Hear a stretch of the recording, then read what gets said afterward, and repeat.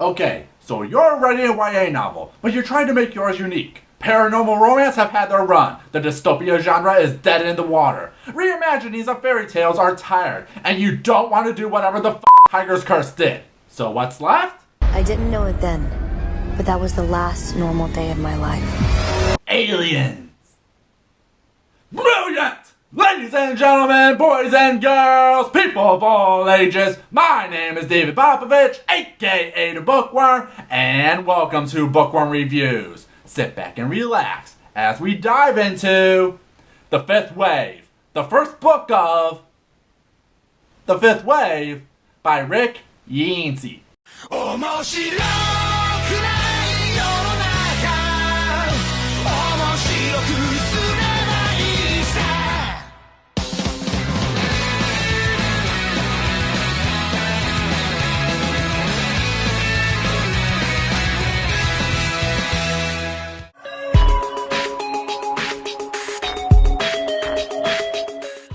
So it looks like the new trend in YA is alien invasions.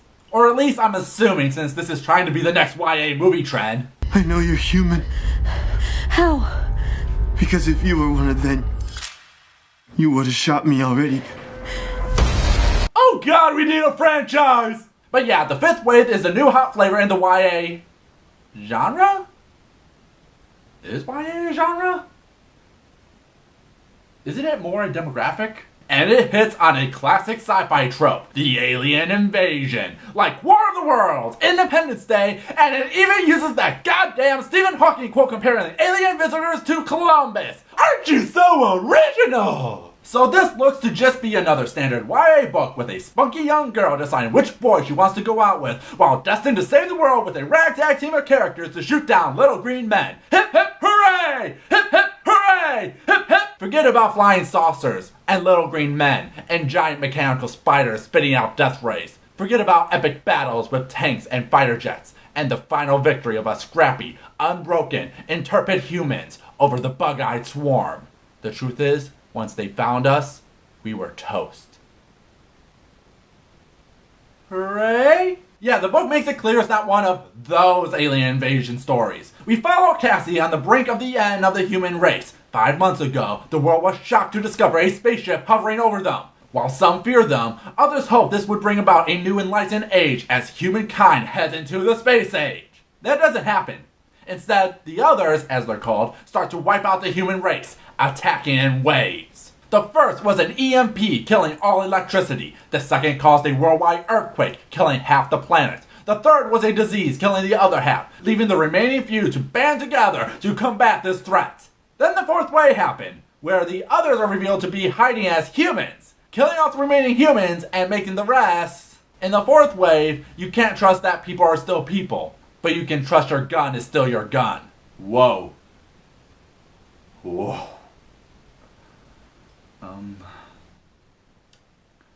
I could say something about this, but that's a loaded topic.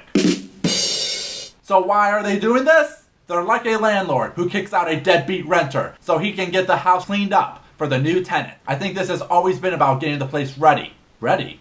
Ready for what? Dad smiled humorously. Moving day. Which leaves our hero, Cassie, alone, alone, alone. Maggots, maggots, maggots. Cassie, you're alone. Lincoln Park is your friend. Her mother was killed in the third wave, her father during the fourth, and her little brother was taken by them. Cassie has been alone for so long, she believes she might even be the last human on Earth. Not a comforting thought. The fourth wave forces us into solitude, where there's no strength in numbers, where we slowly go crazy from the isolation, and fear, and terrible anticipation of the inevitable. She scrapes by in the woods, but after a fateful incident in a convenience store, she realizes she has to go. I know where I have to go. I've known for a long time. I made a promise. The kind of promise you don't break, because if you break it, you've broken part of yourself. Maybe the most important part. Before Sammy was taken, she promised him that she will find him and that they will be together. It's a fruitless promise. Cassie doesn't even know if he's still alive, but it's all she has left. It's the only thing to remind her she's human.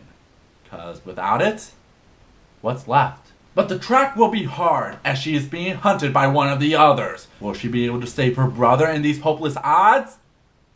Most likely not, but she isn't going down without a fight. I may be the last one, but I am the one still standing. I am the one turning to face the faceless hunter in the woods on an abandoned highway. I am the one not running, not staying, but facing. Because if I'm the last one, then I am humanity. And if this is humanity's last war, then I am the battlefield. But that's not the full story of the fifth wave. You see, the fifth wave does something I've rarely seen in modern YA novels.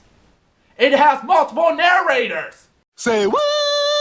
I know, it sounds strange, but when you look at all of today's YA books, they are all told in first person from one character. Why? Cause Twilight did it. And while this isn't a bad framing for a story like The Fallen in Our Stars, for others it can lessen an overall story like The Hunger Games. And these other narrators do what Hunger Games couldn't.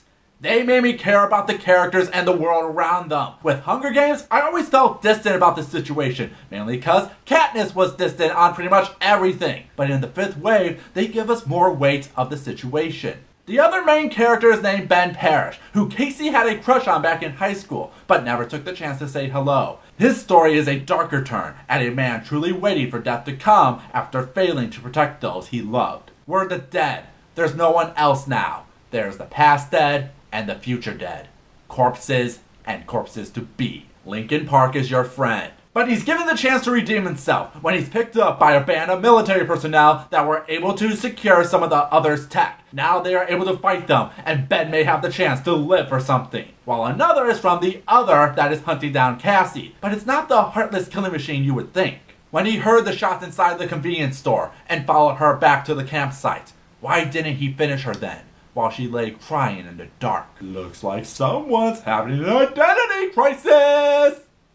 Lincoln Park is your friend. All this leads to the big reveal of the fifth wave, and what one assumes could be the final wave. But what does it entail? What else could the others do? Apparently a lot. If there's any flaw about the book, it's that some of the twists in the story are pretty obvious. Like a real moment. Like, how could you not think that? It's some of the most duh that has ever duh. But that's the beauty in the book. You know what the answer is. The book doesn't really hide it. But you don't want it to be. Just like the characters, you want this to be the moment when things go right for once. When the universe is in our favor. But that buzzing of doubt is always there. Gnawing away. Until you have no choice but to face the unfortunate truth. And speaking of unfortunate truths, Casey's a better character than Katniss. Yeah, look, I like the Hunger Games, but the fifth wave takes the elements of that, along with the tropes of the demographic, and simply does it better. Casey's a much more relatable character, easy to understand and quick to root for. Remember, 5 months ago, she was a high school girl. 5 months! And now she's off on a fool's quest to rescue any humanity she has left. Not to mention when she's introduced to a third character that's most likely to set up a love triangle cause YA. And it makes sense in the story because it shows us that Casey, after doing some really bad stuff, is still human and wants to be reminded of that and doesn't want to lose it. This is why the fifth wave stands out in the YA demographic. Not just because it tells its story through multiple characters. Not because Casey is honestly a better relatable character than, say, Katniss. Hell, the story doesn't even have an ending that shows things have really changed. When you think about it, nothing really gets accomplished in the end, at least on the surface. The aliens still have the upper hand, and it would be hard to say the ending is even a major victory in the fight for humanity. It's not a watershed moment for people to band together. But that's not the victory of the story. The victory of the story is that after everything about humanity has been beaten down, crushed, liquefied and pureed, a social structure gone in a matter of months, where the human of humanity is nearly gone and has become survival of the fittest, as we stare into the depths of the abyss, waiting for it to absorb them into nothing. And yet, through all that, we see characters who have lost it all find hope. Hope for something better. Hope that things could turn around. Who knows if it's possible, but that's what sequels are for. The story of the fifth wave itself is how do you find hope in humanity when humanity is almost gone. And while they are still in the depths of the abyss, there's a little spark now. and hopefully they will follow it to a better future. So if I haven't made it clear, this is a book you need to check out. A YA story that is different, yet takes the tropes and the demographic and does them right, leaving you with characters you care for and the question of what happens next. I can't wait to see what Yancey has planned for us, but I eagerly await. What about you, Internet? What's your opinion about the fifth wave? If you have a book you would like me to review, let me know in the comments below. Well, that was nice. Starting off the year with a good book. It feels good. Let's miss that all away with a disappointing book. Oh, do I have some things to say about you? Till next time, have a nice day.